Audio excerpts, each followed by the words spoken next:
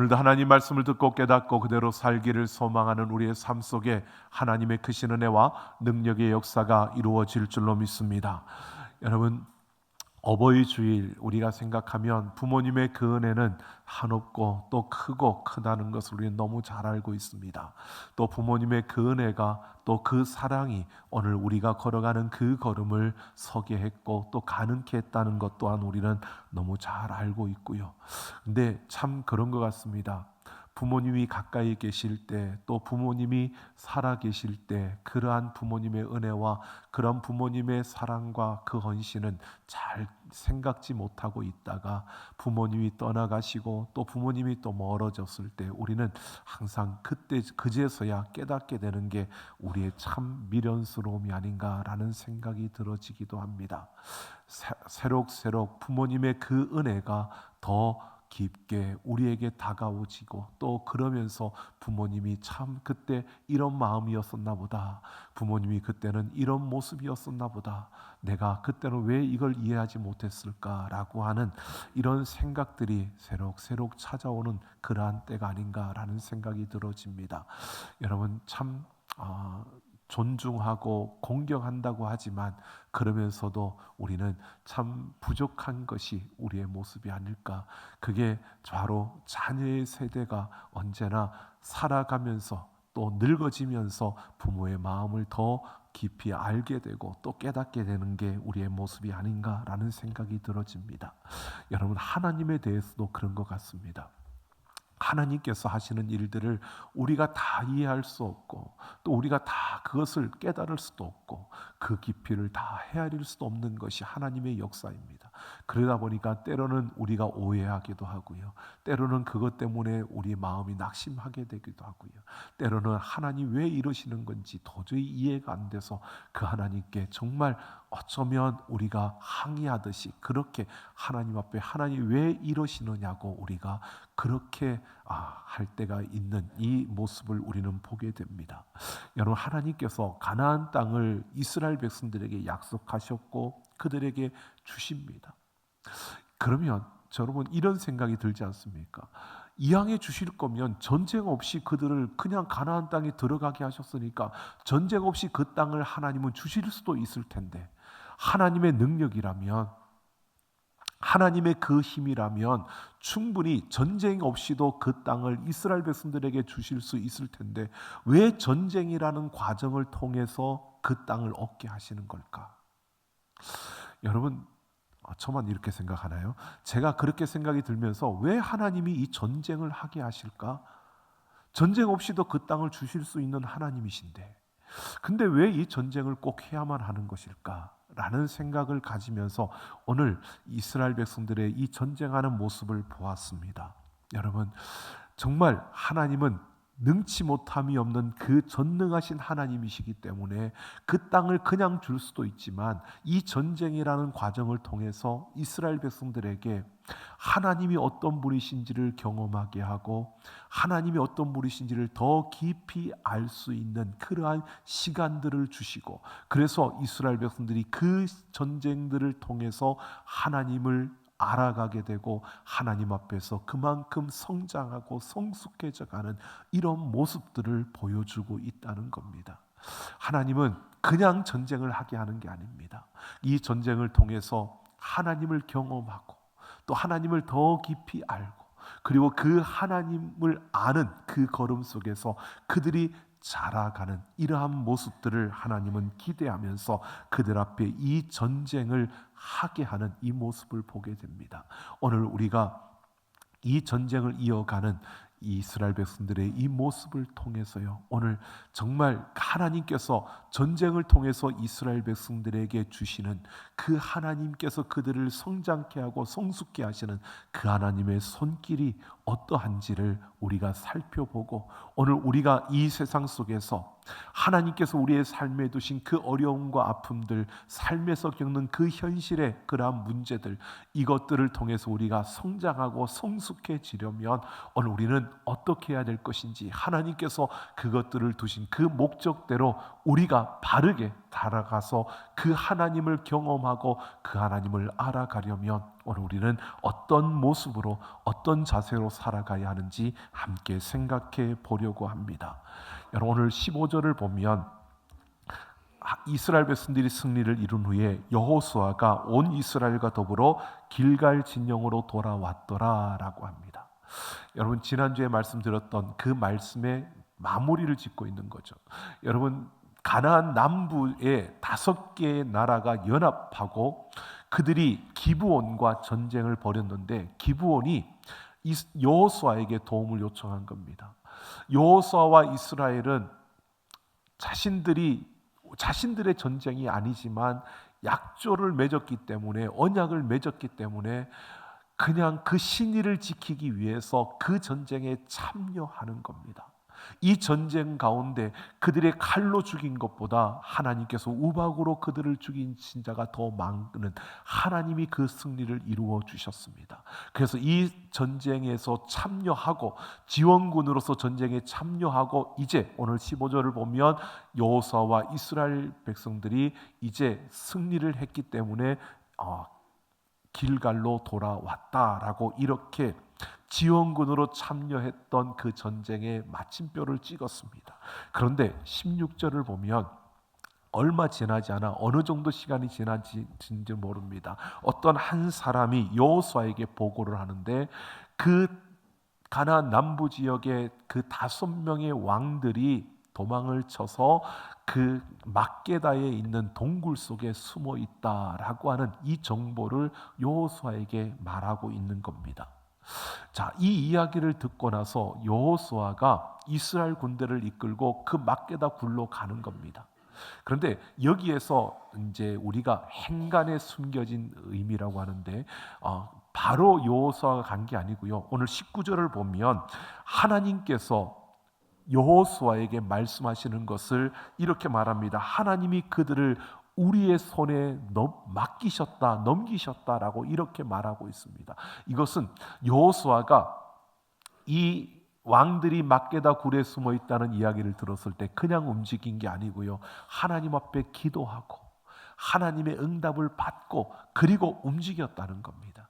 그리고 하나님의 그 지시를 따라서 그가들이 나아가서 막게다 굴 앞에 병사들을 세워서 그 왕들이 그 굴에서 나오지 못하도록 지키게 하고 그리고 여호수아가 다른 병사들에게 이렇게 명령을 하고 있는 겁니다. 지체하지 말고 이제 따라가서 그들을 자기들의 성읍에 들어가지 못하도록 치라는 겁니다. 하나님이 그들을 너희의 손에 넘겨주셨다라고 19절에서 그렇게 말하고 있는 겁니다. 그러니까 하나님이 그들에게 승리를 주셨다는 겁니다. 약속해 주셨다는 겁니다. 이 말씀대로 여호수아가 그들에게 외치고 있는 겁니다. 여러분 보십시오. 지원군으로서는 이미 전쟁이 끝났습니다. 그런데 길갈로 돌아왔는데 그들에게 다시 새로운 정보가 들어왔는데 이거 어떡할까요? 라고 했는데 하나님이 가라는 겁니다. 가서 그들을 너희 손에 넘겼으니까 그들을 다 진멸하라는 것입니다. 여호수아가 이 명령대로 나아갑니다. 여러분 생각해 보십시오. 그 병사들, 여러분 지금 우리 전쟁도 아닌데 참여했다가 그나마 그 전쟁 하나님께서 승리케 하셔서 그걸 경험하고 와 우리 하나님 대단하다 그리고 돌아와서 이제 조금 휴식을 가져야 되는데 조금 쉴만한 그 순간에 또다시 간다는 겁니다. 그 어떻게 보면 인간적인 생각으로 바라보면 그 나머지 있는 잔당들 그들을 처리하기 위해서 우리가 출발을 하는 겁니다. 여러분 그렇게 보면 이들의 생각에 왜 우리가 또 그 잔당들을 다 없애야 되는데 그 이유를 알지 못하는 겁니다. 그 이유를 모르면 불평할 수밖에 없고요. 투덜거릴 수밖에 없는 게 그 현실입니다. 여러분 지금 우리는 이 다음에 어떤 일들이 일어난지를 성경을 통해 다 알고 있으니까 여러분 그냥 이해가 되지만 쉽게 보면 그 현실에 있는 그들의 입장에서는요. 그 다음 어떻게 되는지 아무것도 모르는 상태에서 그 잔당들을 굳이 우리가 처리해야 돼? 라고 생각하는 이러한 생각도 그들에게 들어질 수 있는 겁니다. 그런데 하나님께서요 놀랍게 이들에게 승리를 주셨습니다. 오늘 20절을 보면 여호수아와 이스라엘 자손이 그들을 크게 살육하여 거의 멸하였고 그 남은 사람 몇 사람만 견고한 성들로 들어갔다고 말하고 있습니다. 그러니까 그 다음에 말하는 것을 보면 이들이 막게다 진영으로 돌아왔고요. 그리고 그 다음에 이렇게 말합니다. 혀를 놀려 이스라엘 자손을 대적하는 자가 없었더라. 이 말은요, 이 승리를 이루고 나서 가나안의 다른 사람들이 이 승리를 보고서 그제서야 그들이 뭐라고 하느냐, 혀를 놀릴 사람이 없다는 겁니다. 혀를 놀려서 이스라엘 자손을 대적하는 자가 없었다. 이 말은 그들이 이러한 이스라엘 자손들의 모습을 보고 야, 소문만 듣던 이스라엘 그들의 군사가 아니라 이들이 얼마나 강한 군대인가를 그들이 보고 두려워했다는 것입니다. 여러분, 그런데 생각해 보십시오. 이스라엘 백성들이 강한 군대였습니까? 아니요. 하나님이 그들을 그렇게 만들어 주신 겁니다. 놀라운 것은 하나님께서 그들을 이렇게 만들어 주시는데 하나님이 이들을 이끌어 가시는 모습을 보십시오. 여리고성을 경험하고 아이성을 경험하고 기브온과 그 연합군의 전쟁을 경험하면서 하나님의 놀라운 역사를 그들은 보았습니다. 그리고 지금 이해할 수 없지만 이들이 나아가는 이 걸음 속에서 여호수아가 하나님 너희 손에 맡기셨다 그랬는데 정말 하나님께서 그 승리를 그들에게 이루어 주셨습니다. 여러분, 이런 과정 속에서 이스라엘 군사들이요, 어떻게 해요? 다른 가나안 사람들이 혀를 함부로 놀릴 수 없을 정도의 그런 강인한 군대의 모습을 갖추게 되었다는 겁니다. 이렇게 하나님이 그들을 이끄시는 가운데 이스라엘 백성들을 강한 군대로 만들어 주신 줄로 믿습니다. 그들이 하나님을 경험하고 그 하나님의 역사를 보니까, 여러분, 하나님이 함께 하시니까 우리는 이렇게 승리할 수 있다는 이런 자신감뿐만 아니라 강인함이 그들에게 흘러 넘치고 있는 모습을 보여주고 있는 겁니다. 여러분, 이렇게 이스라엘 백성들이 지금 오합지졸의 군대가 아니라 하나님이 그들과 함께 하심으로 강한 용사들로 보여지고 세워져서 이만큼 그들이 성장하고 성숙해졌다는 것입니다. 그만큼 그들의 모습을 갖추게 되었다는 겁니다. 그들이 어떤 특별한 훈련을 하고 어떤 것을 갖추어서 공부하고 또 훈련 받아서가 아닙니다. 그들은 하나님의 말씀대로 순종하며 나아가서 그 순종의 그 결과로 승리가 주어지는 이것들을 경험하고 순종함으로 나아가서 하나님의 그 놀라운 승리를 경험해 보니까, 그것을 경험하다 보니까 그들도 모르는 사이에 그들이 그만큼 성장하고 성숙해서 강인한 군사의 모습으로 그들이 서게 되었다는 사실을 이렇게 우리에게 보여주고 있는 겁니다. 여러분, 우리의 삶도 마찬가지입니다. 여러분, 우리 하나하나 보잘것없지만 우리가 하나님의 말씀에 순종하며 나아가는 그 걸음을 걸을 때, 우리가 순종의 그 도전을 할 때, 여러분, 우리는 그 살아계신 하나님을 경험할 수 있게 되고요, 그러면서 우리는 자라나고 성장하고 성숙하게 되어지는 줄로 믿습니다. 여러분, 도전하지 않으면 우리는 성장할 수가 없는 겁니다. 하나님 말씀에 순종하는 이 도전이 없다면 우리는 살아계신 그 하나님을 경험할 길이 없는 겁니다.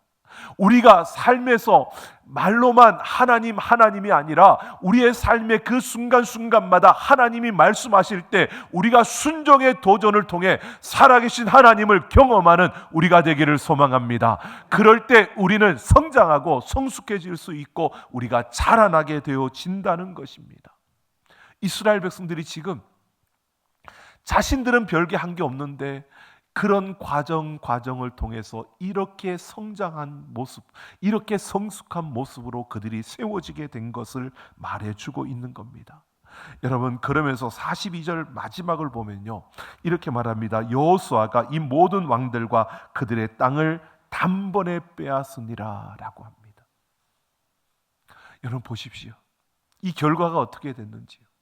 그들이 하나님의 말씀에 순종하는 이 도전을 하였더니 하나님께서 승리를 이루게 하시는데요, 왜 또다시 그 잔당을 치러 가야 하는지 이유를 몰랐는데, 그런데 결과적으로 보니까 그 가나안 남부 지역의 모든 땅을 단번에 빼앗을 수 있는, 취할 수 있는 이 역사를 하나님이 그들에게 이루어 주셨다는 겁니다. 그들은 그냥 하나님 말씀하시니까 어쩔 수 없이 순종하며 나아갔는데, 그 순종의 도전을 통해 하나님은 승리를 안겨주고 그들을 자라나게 하고 성숙하게 할 뿐만 아니라 그들에게 그 가나안 남부 땅을 전체를 단번에 빼앗을 수 있는, 승리케 하는 역사를 그들에게 이렇게 이루어 주셨다는 겁니다. 여러분, 오늘 우리가 순종의 도전을 할 때요, 우리는 생각할 수 없었던, 우리가 기대할 수 없었던 하나님의 놀라운 그 열매들이 우리의 삶에 주어질 줄로 믿습니다. 여러분, 이것을 분명히 우리에게 말해주고 있습니다. 내가 이 열매를 바란다면 우리는 그 길을 갈 수 없을 겁니다. 그런데 우리는 보지 못하지만 하나님의 말씀에 순종하고 그 순종의 도전으로 한 걸음 한 걸음 걸어갈 때 하나님은 우리가 생각할 수 없는 놀라운 역사를 그 앞에 두고 그 역사를 우리에게 이루어주고 있다는 사실입니다. 우리는 볼 수 없지만 하나님은 그 역사를 이루어 가시는 것이 하나님의 섭리였습니다. 그러니까 이들이 기브온과의 전쟁에 참여하고 그것을 통해서 돌아왔는데 또다시 그 정보를 받고 또다시 나아가는 이 모습 속에서, 전쟁이 계속되는 전쟁 속에서 하나님의 섭리는요, 그냥 기본을 돕는 것, 이것으로 끝내는 것이 아니라 그 가나안 남부 지역을 점령하는 이 놀라운 역사를 한 번에 이룰 수 있도록 하나님께서 이러한 역사들을 준비하고 이스라엘 백성들을 이끌어가고 있다는 겁니다. 그 과정 속에서 순종의 도전을 통해 하나님은 이들을 성장시키고 성숙시키고 이들을 자라나게 하시는 하나님의 그 손길을 우리에게 보여주고 있는 겁니다. 여러분, 우리의 삶 속에 이런 역사들이 매일매일 일어나기를 예수님의 이름으로 축원합니다. 그러려면 도전을 해야 되는 겁니다. 순종의 도전이 우리에게 있어야 합니다. 여러분, 이 순종의 도전을 우리가 어떻게 해야 되는지 보십시오. 43절을 보면요, 여호수아가 온 이스라엘과 더불어 길갈 진영으로 돌아왔더라라고 합니다. 자, 15절의 말씀과 43절의 말씀이 똑같습니다. 자, 기브온과 가나안 남부 연합군과의 전쟁에 지원군으로 갔다가 전쟁이 끝나고 다시 길갈로 돌아왔고요. 그리고 또 다시 나가라고 해서 하나님께서 그 전쟁에 나가서 잔당들을 다치하고 남쪽 전체 지역을 점령하고 어떻게 해요? 또 다시 길갈로 돌아왔습니다. 여러분, 제가 이 여호수아를 보면서 참 요즘 많이 감사한 게, 보지 못했던, 내가 읽으면서도 이해할 수 없었던 부분들을 좀 더 하나님이 보여주시는 것 같아서 너무 감사한데, 여러분, 이런 겁니다. 가나안을 정복하는데 하나님은요, 이스라엘 백성들이 요단강을 건너서 들어온 그 길갈에 진을 쳤습니다. 그리고 그 길갈에서 이들이 여리고를 점령하고 또다시 길갈로 돌아옵니다. 아이성을 점령하고 또다시 길갈로 돌아옵니다. 지금 가나안 남부 땅을 점령하고 또다시 돌아오는 겁니다. 여러분, 그러니까 지금 하나님께서 이 길갈을 중심으로 딱 놓고 이스라엘 백성들이 가나안 땅을 전쟁을 치르고 이기고 다시 돌아오고 이기고 돌아오고 이기고 돌아옵니다. 그리고 다 점령하고 난 다음에는 나중에 보면은 이 길갈에서 다시 이들이 제비를 뽑아서 각 지파별로 땅을 나누고 그제서야 각 지파가 그 땅으로 흩어지는 겁니다. 여러분, 놀랍지 않습니까? 하나님께서요, 제가 생각할 때는 그 여리고성을 정복했으면 백성들이 가서 여리고성에 살고 또 이 땅을 정복했으면 그 땅에 가서 쫙 퍼져 살고 이렇게 해야 되는데, 그게 아니라 다 길갈로 돌아와서 여기에서 다 정복하고 난 다음에 지파별로 나누어서 그제서야 흩어지는 겁니다. 자, 왜 하나님이 이들을 다시 길갈로 오게 했을까?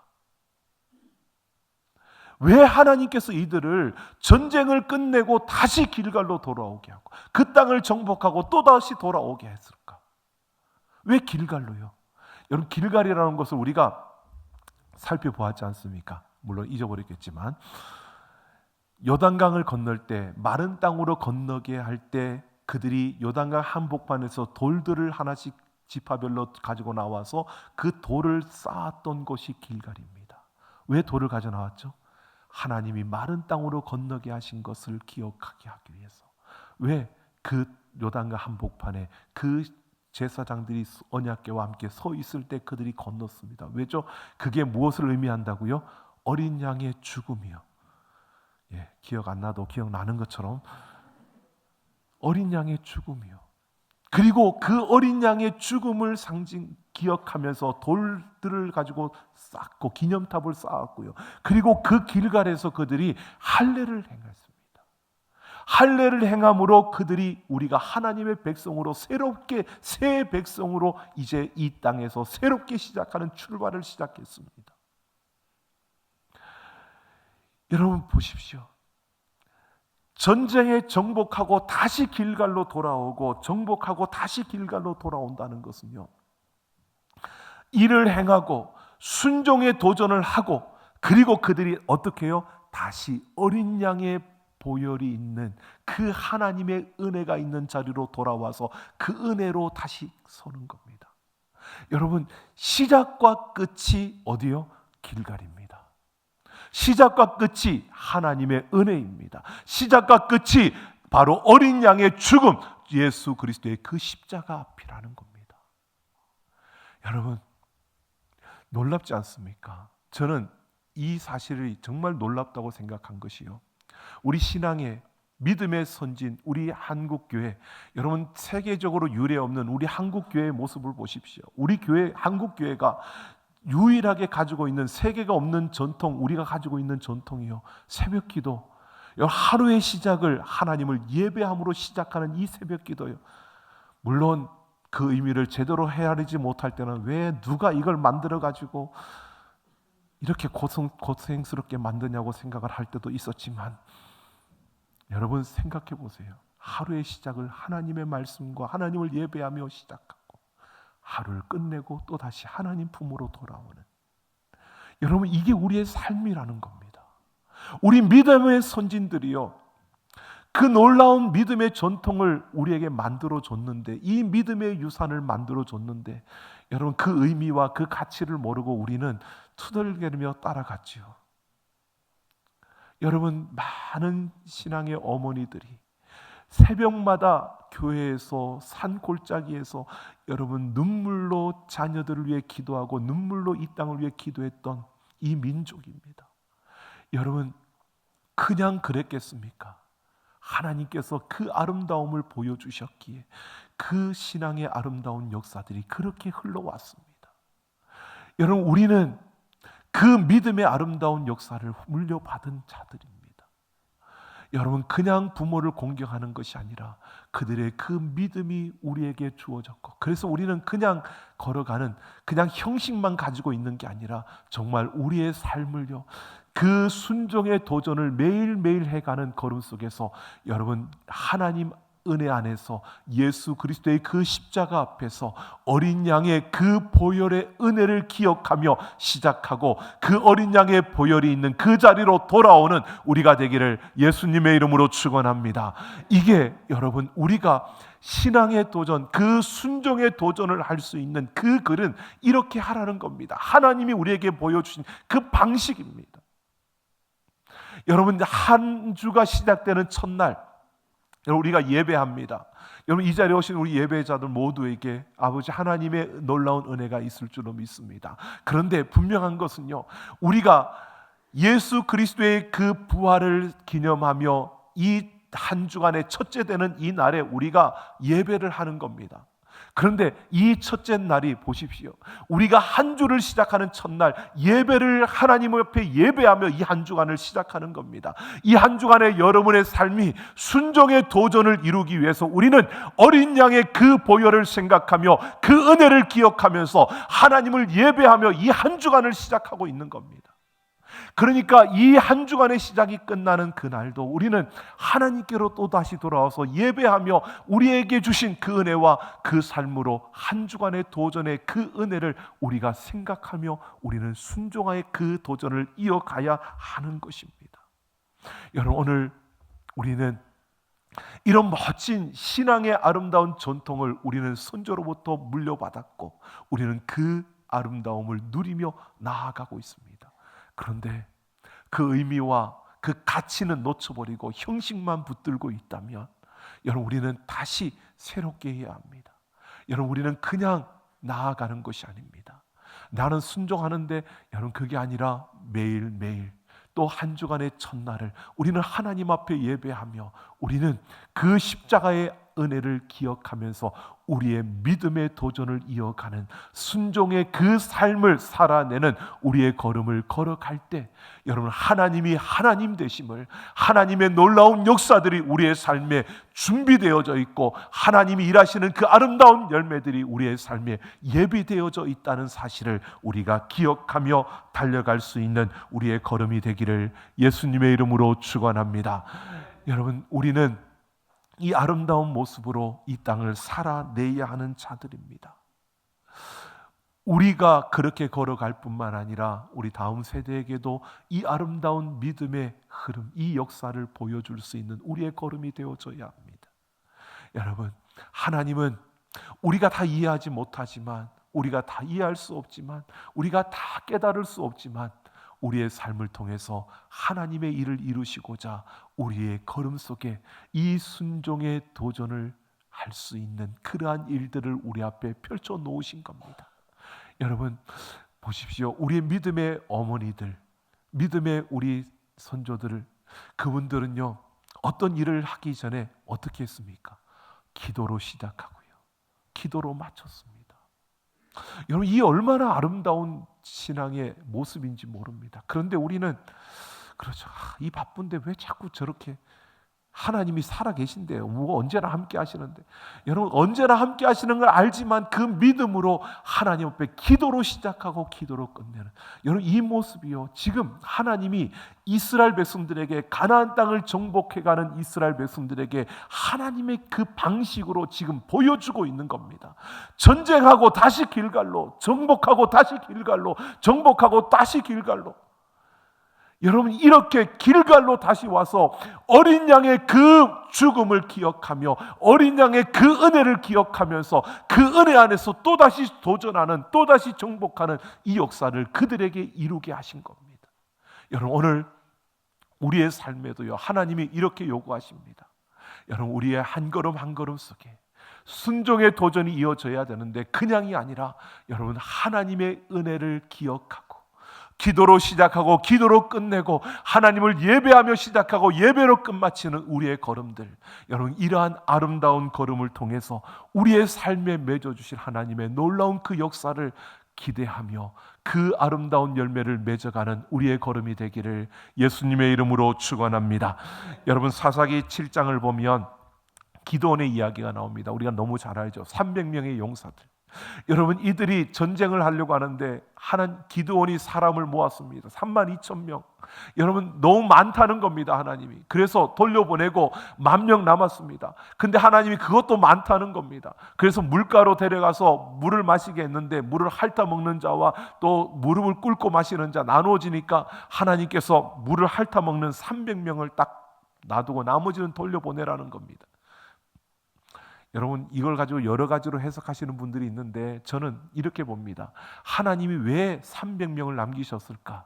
여러분, 하나님은 많다라고 하는 걸 보면 하나님의 은혜를 드러낼 수 있는 적은 숫자를 하나님이 택한 겁니다. 물을 핥아 먹었기 때문에 택한 게 아니고요, 하나님의 은혜를 드러낼 수 있는, 하나님이 하나님이심을 보여줄 수 있는 바로 그 300명의 용사를 하나님이 택한 겁니다. 여러분, 그 300명의 용사들이 다른 돌아간 사람들보다 더 강인하고 체력적으로 뛰어나고 아주 전쟁을 잘할 수 있는 늠름한 사람들이었다? 아닙니다. 그들이 택함 받은 것은 그저 300명이라는 작은 수에 들어 있었기 때문에 택함 받은 거지 용맹한 자들이어서가 아닙니다. 여러분, 왜요? 하나님의 은혜를 드러내기 위해서, 하나님은 그 은혜를 나타낼 수 있는 자들을 통해서 하나님의 일을 하신다는 겁니다. 여러분, 우리를 하나님이 택하셔서 우리의 삶에 우리를 보내셔서 우리를 통해서 순종의 도전을 이어가게 하시는 것, 내가 잘나서 내가 뛰어나서 내가 실력이 있어서가 아니고요, 우리를 통해서 하나님의 은혜를 드러낼 수 있게 하기 위해서, 우리가 그 은혜를 드러낼 수 있는 존재이기 때문에 우리를 택하신 겁니다. 그래서 우리의 삶의 자리를 주신 겁니다.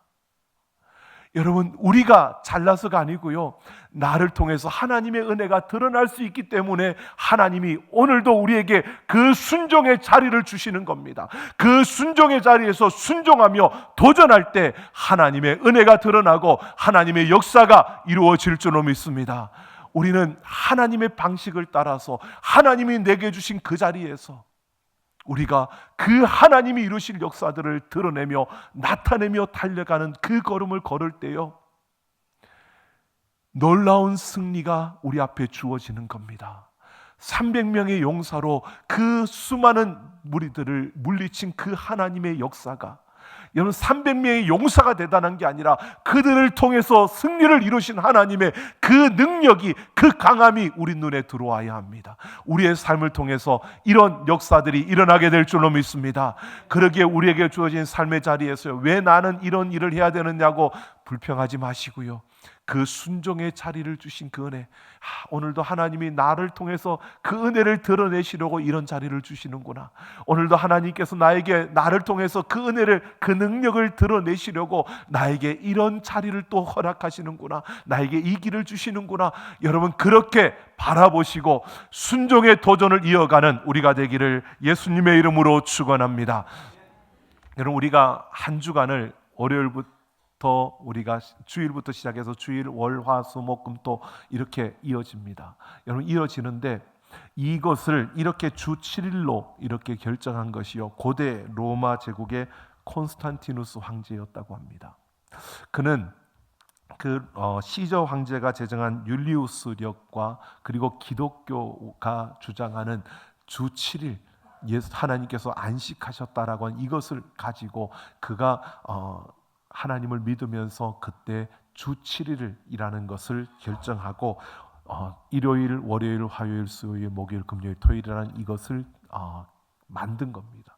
그래서 그가 그것을 정했는데, 여러분, 하나님을 인정하는 것 아닙니까? 하나님께서 주 7일을 우리에게 주신 것으로, 그래서 한 주간에 이것을 계속 반복해서 이렇게 한 주 한 주 단위를 끄는 겁니다. 그런데 역사적으로 보십시오. 프랑스 무신론 혁명 당시에 이 하나님이 말씀하시는 이 주 7일을 부정하려고, 하나님께서 말씀하신 것을 부정하기 위해서 일주일을 7일이 아니라 10일로 바꾸었습니다. 그랬더니요, 왜?